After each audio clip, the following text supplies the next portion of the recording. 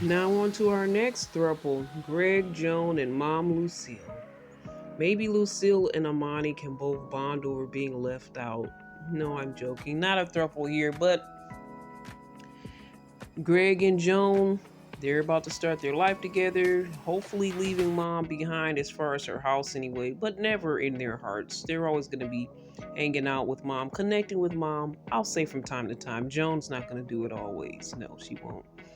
Um, but Greg was making such a big deal that he's a horrible man because he got the wrong timing on the wedding invitations, and Joan's gonna hate him. How is he gonna be a good husband? And what's gonna happen to their future? Oh no. So Mom's like, you know what? I'm just gonna call everyone.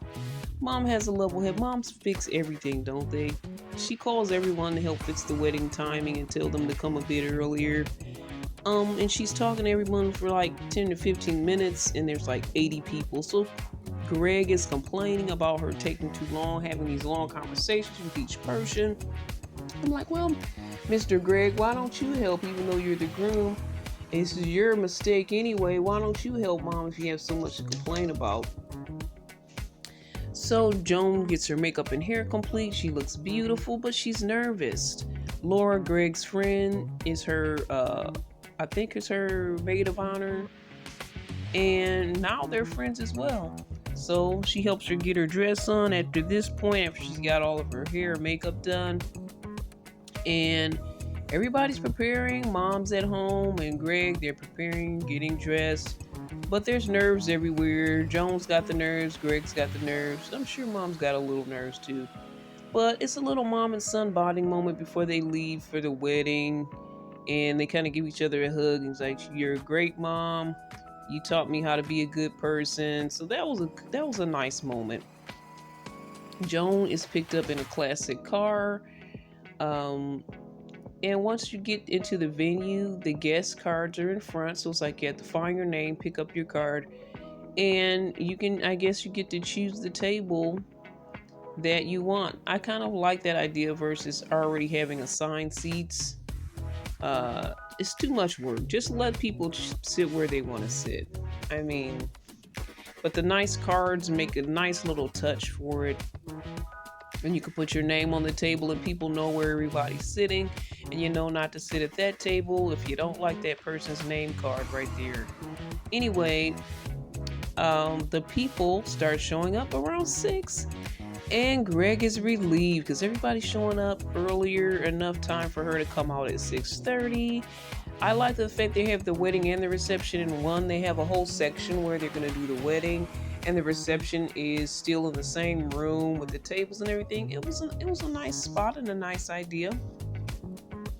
His dad walks Joan down the aisle. His friend Dan is the officiant. And they both have some nice vows. I think Greg rushed through his vows. I think he was pretty nervous, but Joan had some really good vows for him. She showed him a whole lot of love. Even in his failings, I guess she said he proved himself, especially after he got that job. And she said he just would do anything to just put a smile on her face. And she's happy to take this new role as his wife. It was really nice. I can see the love between them. Nobody can say that she's using him for a green card because I can see the love between these guys. They have a few little sweet kisses, Everybody's waiting for that kiss, and they don't do, the big old deep kissing that sometimes we see at weddings where everybody's screaming. They do a few little pecks, and it was nice, a nice little kiss for a wedding.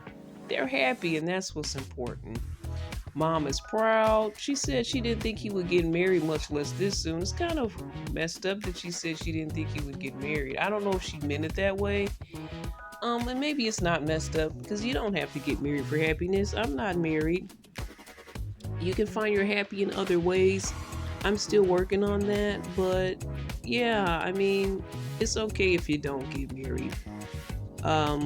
Now she's saying, will they leave my house right away? I don't think they will, but he's off her hands now, and he's on Joan's hands.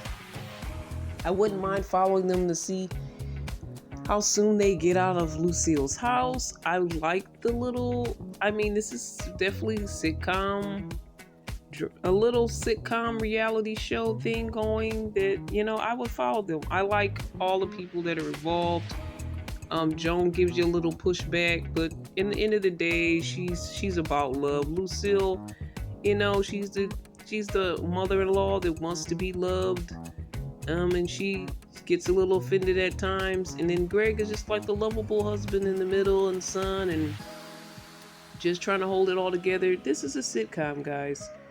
A TLC sitcom. So if you guys keep them on, I'd like to keep up with them, but also I guess I could keep up with them on socials as well. I mean, they could do their own show, start their own YouTube channel. Seriously, I mean, if they wanted to, it could happen. All right, enough of them. Happily ever after for them.